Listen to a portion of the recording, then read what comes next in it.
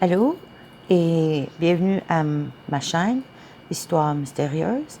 Et aujourd'hui, je vais raconter une histoire sur les traces du monstre de la Miramichi, 30 ans plus tard.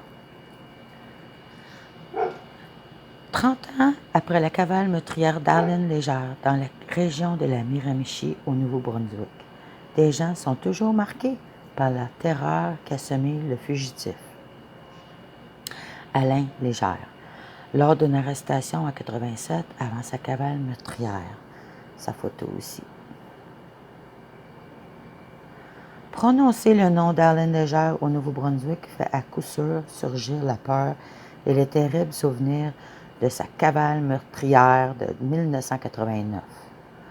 30 ans plus tard, les habitants de la Miramichi se souviennent très bien de l'angoisse créée par la possibilité de meurtriers évadés de prison puissent rôder dans la forêt tout près de leur maison.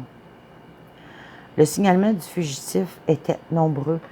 Des lunettes avec la même prescription que la sienne avaient été trouvées après qu'un résident eût pris en chasse un homme venu voler de la nourriture chez lui. Malgré les recherches, les hélicoptères, les chiens pisteurs, les détecteurs de chaleur, le meurtrier de John Glendinning restait introuvable. C'était la peur parce que tout le monde s'imaginait qu'on ne le voyait partout, se souvient Germaine Martin, qui résidait à Miramichi à l'époque. Thelma et Norbert Robichaud avaient interdit à leurs 3 filles de jouer dehors. Effrayées, les jumelles âgées de 9 ans et l'aînée de 11 ans ont déménagé leur lit dans la chambre de leurs parents pendant les 7 mois de cavale meurtrière. Le soir, les rues de Miramichi étaient désertées. Des propriétaires de résidences faisaient installer des barreaux aux fenêtres, d'autres achetaient des armes à feu pour se protéger. C'était un homme sans pitié, au cœur noir, un gars avec 2 personnalités, Alain Légère, confie celui qui s'était éloigné d'Alain Légère avant qu'il commette son premier meurtre en 86. Un cauchemar qui hante encore pour Kenneth McGee. Les souvenirs de cette période sombre sont encore très vives à 28 ans après. Il était policier municipal à Chatham, aujourd'hui devenu Miramichi, quand Alain Légère s'est évadé de l'hôpital Dr Georges L. Dumont à Moncton le 3 mai 89.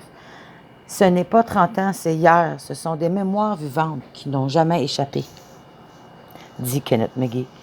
Le jeune policier s'est rendu sur les lieux après la découverte d'une des victimes d'Alain Légère, Annie Flamme, 75 ans, dans sa maison incendiée le 28 mai 1989. Quand il était en service, Kenneth McGee s'inquiétait pour ses proches restés à la maison. La panique dans la population était aussi une source de danger pour les policiers. Des gens de leur maison nous rencontraient à la porte avec leurs armes à feu pour se protéger d'Alain Légère. Il répondait « C'est qui? » Puis là, la police. « C'est la police. J'ai besoin d'une preuve, » disait le résident.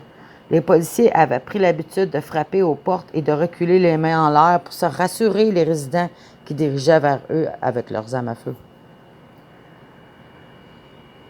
Des cibles ambulantes. Kenneth McGee et ses collègues devaient faire des patrouilles de 3 heures tous les soirs. Ils parcouraient à pied les quartiers, les bois et les secteurs industriels à la recherche d'Alain Légère.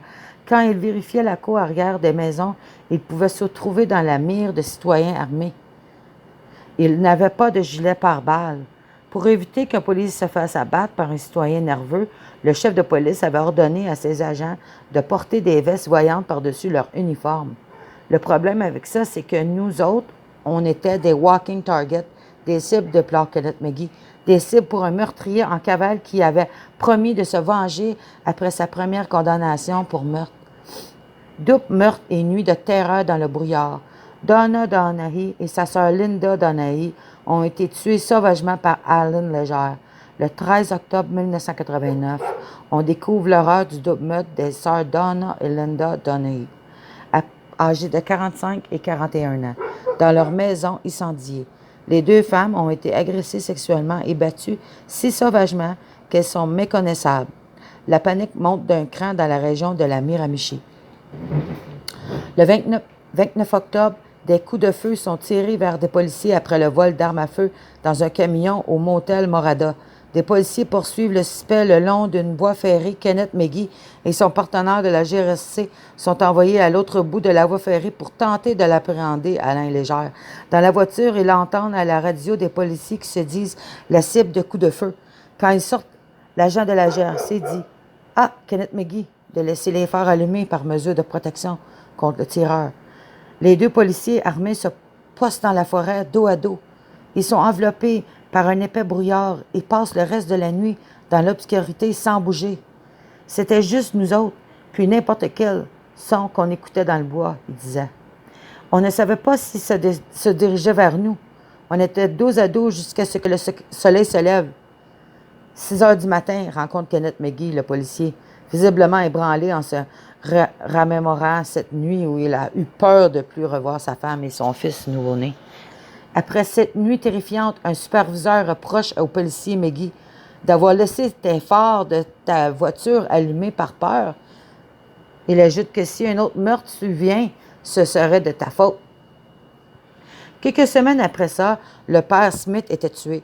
Se rappelle avec émotion Kenneth McGee. Il y avait une partie de mon cœur qui disait « Est-ce que c'était de ma faute que le prêtre s'est fait tuer? » Le 16 novembre, le corps du père James Smith est découvert par des paroissiens au presbytère. Il a été battu sauvagement. Les murs sont maculés de sang. Pour la première fois, la GRC dévoile publiquement qu'Alain Légère est le suspect numéro 1 de ces 4 meurtres brutaux. La voiture du père Smith est retrouvée à Bathurst. Tout indique que celui qu'on surnomme désormais le monstre de la Miramichi a quitté la région. Les journalistes de l'extérieur sont repartis, mais le patron d'une journaliste de CBC, Jonah Brewer, a un pressentiment et lui demande de rester encore un peu. Le soir du 23 novembre, dans leur communication radio, les policiers signalent une présence suspecte au cimetière. La jeune journaliste s'y rend toute seule. Il n'y a personne. Elle sort de sa voiture, voit l'hélicoptère s'éloigner, lumière de recherche éteinte, et se dit que c'est une fausse alarme. Mais elle est restée là quelques minutes, et elle se demandait « Qu'est-ce que je fais ici? » Je pensais comme une journaliste, pas comme une femme seule dans le noir, avec la possibilité qu'Alain Légère était autour. Ouais. L'incident du cimetière bouleverse la jeune journaliste qui se barricade ensuite dans la chambre de son motel déserte. C'est à ce moment qu'elle comprend la peur qui effraie les gens de Miramichi depuis des mois. Jonah Brewer ne dort pas cette nuit-là dans sa chambre de motel. Elle reste branchée sur les communications radio de la police vers 4 heures. Le 24 novembre, les échanges radio s'activent. Le ton est différent. Le journaliste comprend que les policiers poursuivent un fuyard dans un camion remorque. Tout à coup, elle entend ce qui restera à jamais gravé dans sa mémoire. « Is it him? Est-ce lui? » Un silence s'ensuit. La radio des policiers émet un son. « We've got him! On l'a eu! Alain Légère est enfin capturé. Les gens de Miramichi peuvent respirer et reprendre une vie normale. » Après 7 mois d'angoisse, en 1991, au terme d'un long procès, Alain Légère est condamné à la prison à vie pour les meurtres de Annie Flamm, Donna Donaghy, sa sœur Linda Donaghy et du père James Smith. Il est le premier meurtrier canadien à être condamné grâce à des preuves d'ADN, une toute nouvelle technologie à l'époque de 1989. 2 ans après l'arrestation de Bruce McArthur, les plaies sont toujours vives. L'affaire a exacerbé la relation déjà houleuse entre la communauté LGBTQ et la police. 2 ans après, celle-ci s'est améliorée. La police de Toronto a soutenu pendant près de 10 ans qu'il n'y avait pas de tueur en série dans le village gay. Le 18 janvier 2018, elle change de son de cloche. Un dénommé Bruce McArthur est arrêté. C'était l'horreur de la consternation au sein de la communauté LGBTQ qui implorait la police d'enquêter sur des cas de disparition dans leur quartier gay depuis plusieurs années. Après l'arrestation de Bruce McArthur, un scénario effrayant s'est lentement et douloureusement dessiné.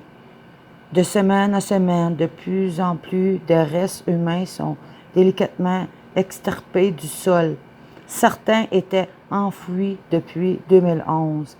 L'assassin Bruce McArthur écoute le réquisitoire de la couronne sur la détermination de sa peine. Les enquêteurs ont travaillé jour et nuit pour résoudre cet immense casse-tête. Enfin, le constat final est tombé. Pendant plus de 8 ans, l'ex-jardinier Bruce McArthur a tué, démembré et enfoui les corps de 8 hommes gays, notamment dans les bacs à fleurs, sous le nez de ses proches, de ses clients et même la police. Ça n'aurait jamais dû s'étirer aussi longtemps. Les policiers n'ont fait leur travail qu'après la mort de 8 hommes. Au terme de son procès, Bruce McArthur a été condamné à février 2019 à la prison à vie sans possibilité de libération avant 25 ans, à l'âge de 91 ans. Des proches des victimes, dont Nicole Borthwick, étaient déçus. Ça nous empêche de tourner réellement la page, dit-elle. Selon elle, l'homme de 68 ans aurait dû écoper de 8 peines consécutives pour chaque homme qui a perdu la vie. Nicole Borthwick estime que le lien de confiance est toujours brisé entre la police et la communauté LGBTQ parce qu'elle n'en a pas fait assez pour protéger le public de tueurs en série. Elle concède toutefois que la police de Toronto a admis certains torts et fait beaucoup d'efforts depuis pour se rapprocher de la communauté. Je ne peux porter ce deuil avec moi toute ma vie.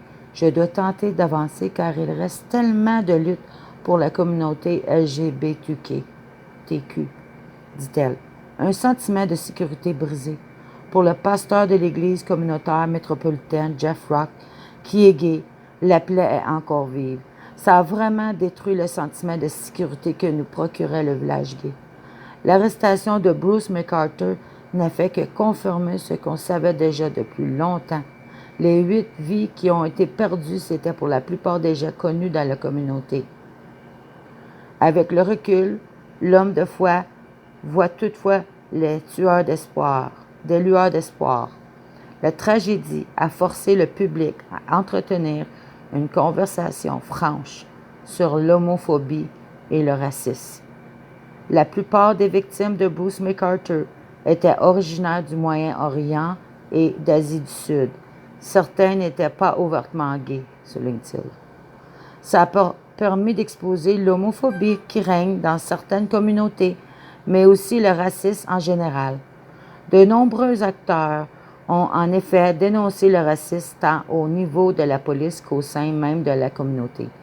Malgré les critiques entourant le travail de la police dans l'affaire Bruce McArthur, le gouvernement de Doug Ford a refusé de tenir une enquête publique sur le tueur en série et les ratés possibles dans l'investigation des policiers. Le pasteur Rock dit travailler avec la police de Toronto pour organiser des consultations publiques afin d'améliorer la relation entre le public et la police. Une cérémonie à la mémoire des victimes sera tenue samedi matin à Toronto pour rappeler le triste anniversaire de l'arrestation.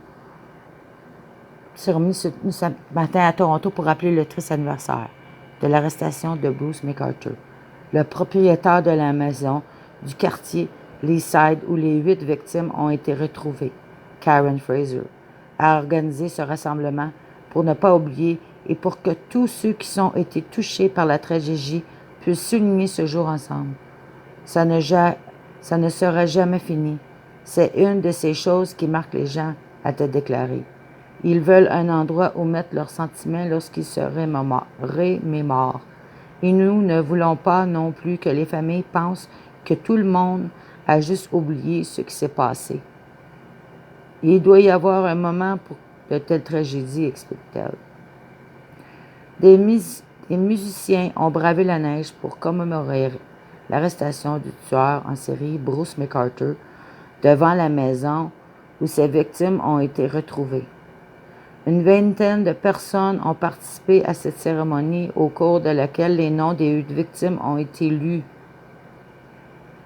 Mme Fraser espère qu'une plaque commémorative sera installée de l'autre côté de la rue devant sa maison, soulignant que des personnes continuent de venir se recueillir à la mémoire des victimes pour les communautés LGBTQ. La communauté trans, il n'y a pas beaucoup de monuments commémoratifs pour les gens qui sont morts tragiquement à cause de la haine à cause des systèmes qui ne prêtent pas attention à Rancheri Aran Vayantan, directeur général de l'Alliance d'Asie du Sud pour la prévention du sida à SAAP. Donc, une plaque, ça permet de reconnaître les individus et de transformer l'espace en quelque chose de plus positif. Un endroit où les gens peuvent venir chercher refuge et réfléchir s'ils en ont besoin. Une plaque serait un rappel permanent que cette tragédie s'est produite et peut potentiellement se reproduire si nous n'apportons pas de changement. Merci d'avoir écouté ma chaîne, Histoire mystérieuse. Ici Rachel Dusseur. Aimez et partagez et n'oubliez pas de vous abonner, c'est gratuit.